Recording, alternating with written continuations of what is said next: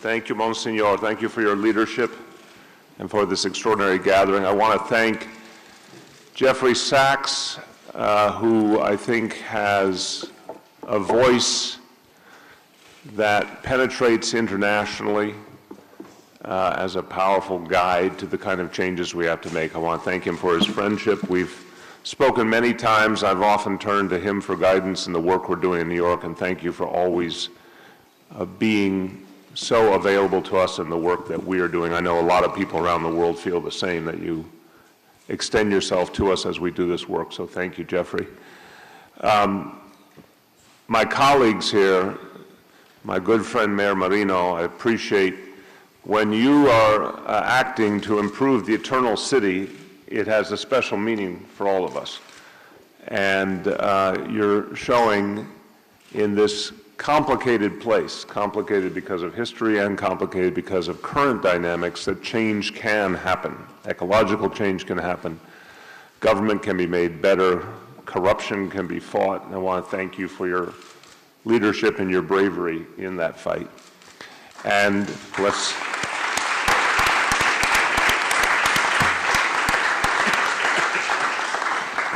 As I said yesterday, we in New York City generally have a difficult time praising California, but I am forced to praise California because the truth comes out. I'm forced to do it. Our coastal rivalry must be put aside for the good of the earth. And but Governor Brown has been a literal inspiration to a lot of us because he has been unafraid. And there's a beautiful, simple scriptural passage that says, "Be not afraid." I think if we're going to confront these issues, overcoming the fear that exists in all of our societies, the fear of change, the fear of losing some of the convenience and consumerism that has overtaken us, and the encyclical speaks so powerfully to that cultural and human phenomenon. We're going to have to stare down the fear, and certainly the political fears that pervade so much of the work we public servants do. I alluded to that a little bit yesterday. Governor Brown has struck a fearless stance in continuing to raise the bar on what we have to do to address climate change. And Governor, I notice each time you do that, the Republic still stands, the state of California still functions, and it's a reminder to people that we're obligated. I'm noting also Jeff's point about how bold we're going to have to be in breaking our reliance on fossil fuels. And I'll reference our own work in New York City in just a moment, but think about it. What Jeff said was a pretty radical thought. I love that phrase. What was the word you used about leaving the resources in the ground? Stranding.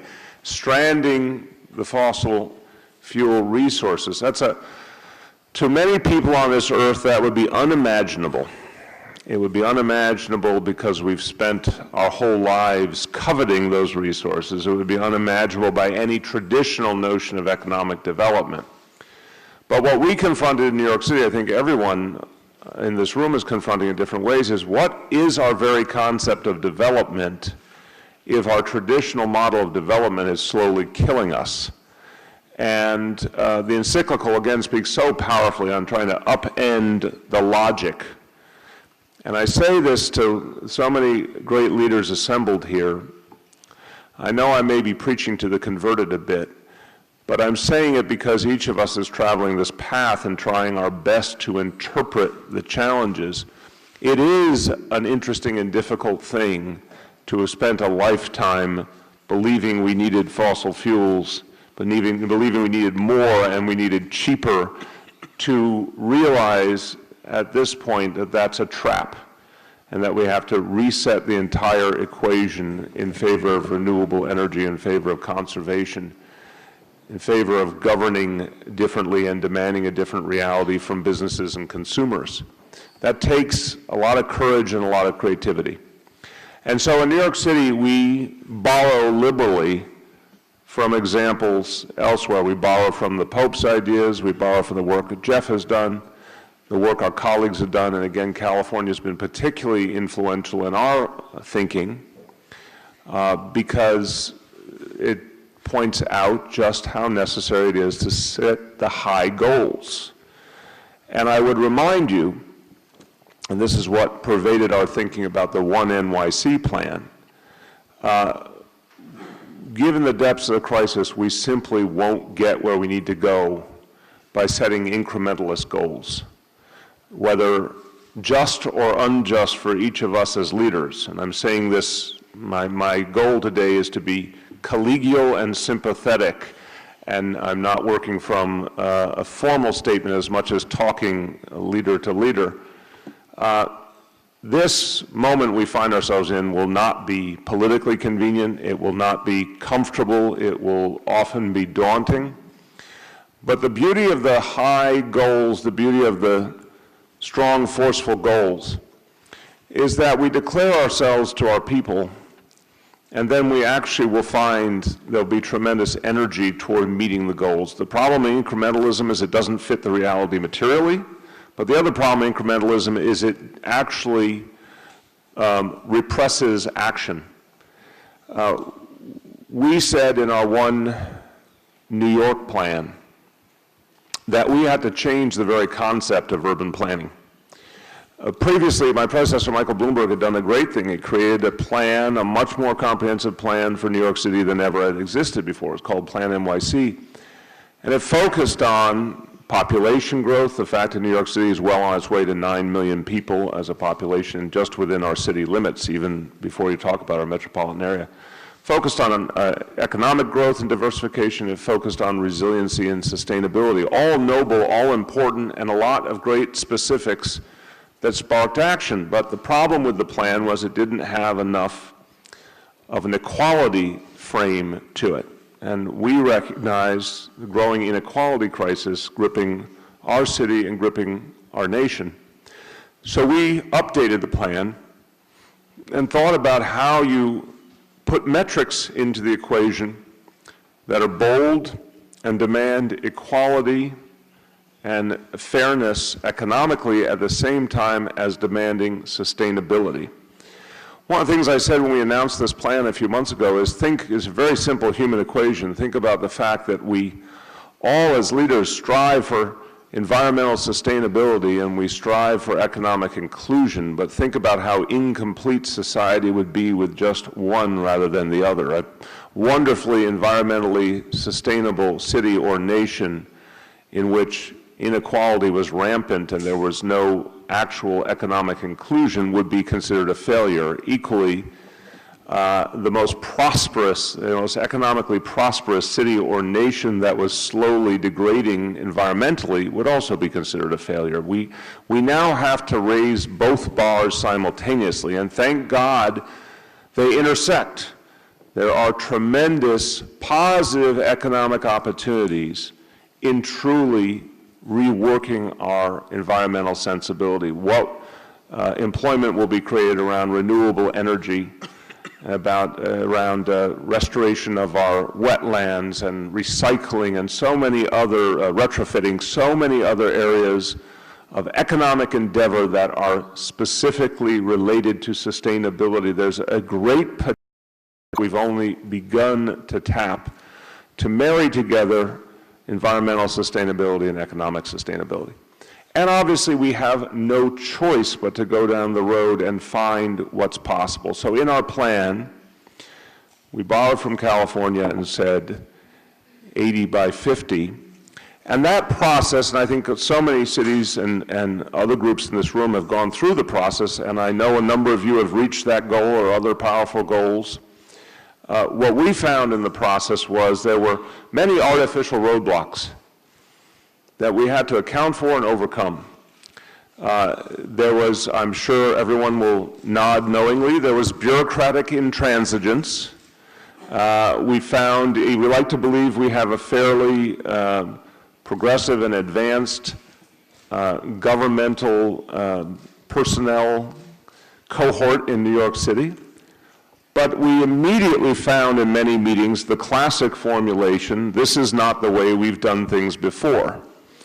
And I have a rule whenever I'm in a meeting and someone from my government, the traditional government staff, the civil service staff tells me that something hasn't been done that way before, I immediately tell them that's exactly why we're going to go in a different direction and that we don't really allow that sentence in our meetings. It's an automatic disqualifier.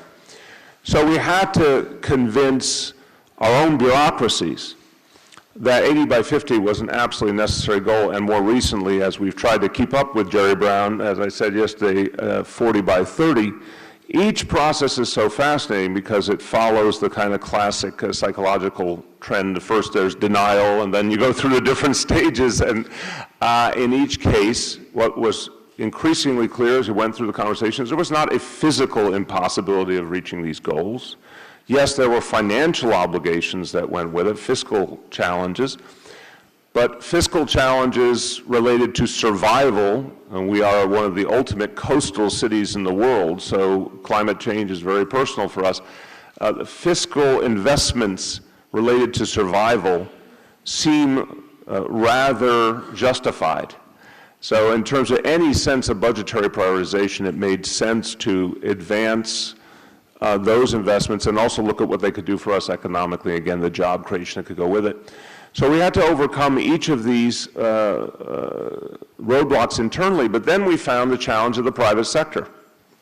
And each government is different, each government has different powers, but what we said was very simple, that the private sector had two choices in New York City, and this was particularly true vis-a-vis building retrofits. Our biggest pollution source, because we're so densely populated, our biggest pollution challenge comes around our buildings.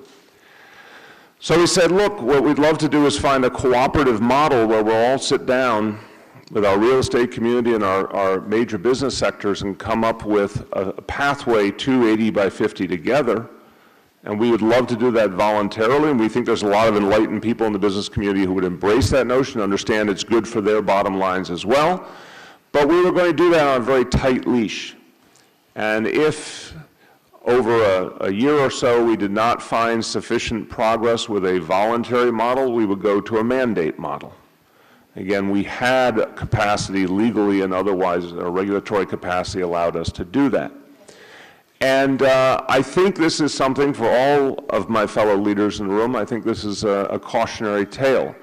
We will constantly find people, business leaders and leaders of other constituencies telling us why we need to go slower or keep our goals lower. And at this point in history, as Jeff pointed out, we've passed that. That's part of our past. We can't talk about half measures anymore. So I believe fundamentally in the notion of giving our private sector friends an opportunity to come along peacefully, and if that's not going to work, to put strong mandates and clear mandates on. And I believe, by the way, that that has tremendous public support, because the change we've seen in public consciousness over the last few years around these issues, based in humans' experience, really should put the wind in the sails of our more aggressive efforts to compel private sector action.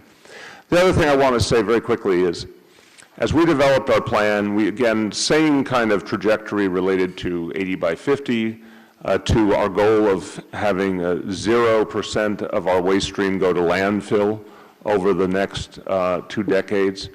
And that, again, in a place like New York City, seems an outrageous concept on first blush until we looked at each and every one of the component parts and realized it was an achievable goal if we were willing, again, to break with past practice, if we were willing to do tremendous, extensive public education and make key investments. We also learned, as with so many of these areas, that those investments would ultimately save us a lot of money, not only be good for the environment, would ultimately save us a lot of money. So short-term investment that would pay off later, both environmentally and fiscally. So we went through the environmental goals, and then we asked the equality question. And as we looked at the equality question, it became clear that the level of inequality in our city was so rampant that we do something very different. And just to give you an easy example of this, there are almost 2 million New Yorkers below our federal poverty level. There are almost 4 million New Yorkers at or near our poverty level. So put in dollar terms, there's almost 4 million people in New York City who are living, family of four, under $40,000. And if you know anything about the cost of living in New York City, that means people are barely able to make ends meet, particularly because we have some of the highest housing costs in the nation. So I govern over a city that is on its face prosperous and with a great diversified economy and so many strengths, and yet as you look underneath it, a huge percentage of our population either literally in poverty or barely getting by economically. We decided we had to address this issue very directly and again through the prism of high goals, and that it had to connect to our sustainability goals. So we set a simple challenge for ourselves over the next 10 years to bring 800,000 people out of poverty. Now, 800,000 people in a city that's about 8.5 million now, so almost a tenth of our population. We said we would bring out of poverty through a variety of investments, things like affordable housing and other investments by the city that would lower people's costs and improve economics, but also through increasing wage levels and benefit levels, both through what we could do and through what other levels of government could do, and through pushing our private sector to compensate people better. I'll finish on this note because I hope it's helpful to you as my colleagues that, again, on the face of it, saying we're going to get 800,000 people out of poverty, there'd be a lot to recommend going in the opposite direction, meaning being silent or speaking in platitudes. Why did we decide to marry that goal to the goal of 80 by 50? Because we found them equally necessary for a sustainable society, and we thought the same concept applied in both cases. The very act of setting the goal starts to change behavior. The very act of setting the goal, first of all, tells the public that the aspiration is formalized and serious. Second, tells all the other stakeholders that they'll be held to account against this formal decision by the City of New York to achieve this kind of change. It sends a message to our federal government, our state government, our private sector, that they too will be judged against this standard. It's the audacity that we as local leaders have to exercise right now. Again, I think we can say we have an international phenomenon of lack of national government leadership on issues of equality and issues of sustainability. I'm not saying every nation, but many, many nations are experiencing what we in the United States are experiencing, of the most dynamic leadership being local, and as you go higher up through government, less dynamic, less effective leadership.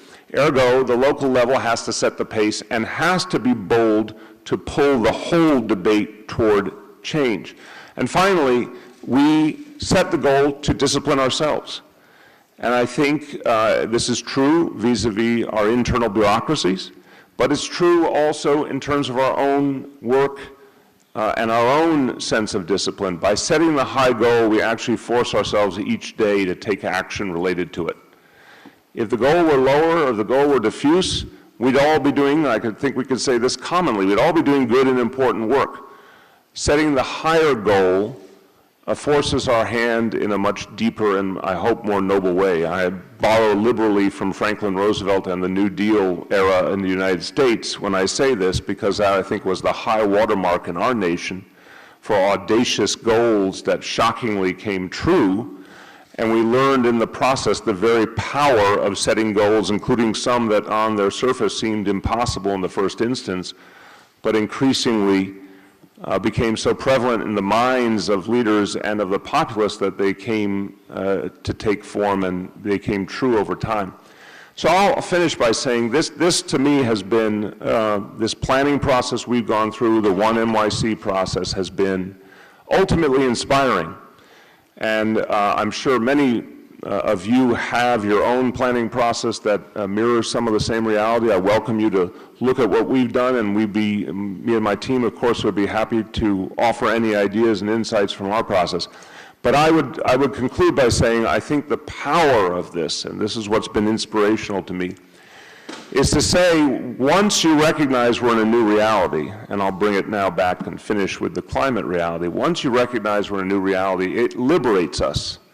It liberates us to think differently. It liberates us to set the kind of goals our predecessors wouldn't have. And I actually think the public is yearning. The public is yearning for that kind of honesty and boldness. I think they're yearning for us to marry our analysis with what's happening to our Earth with equally strong and bold goals. And I think to the extent we do, we will find a surprising level of support from our people urging us on and helping us to get to those goals. Thank you.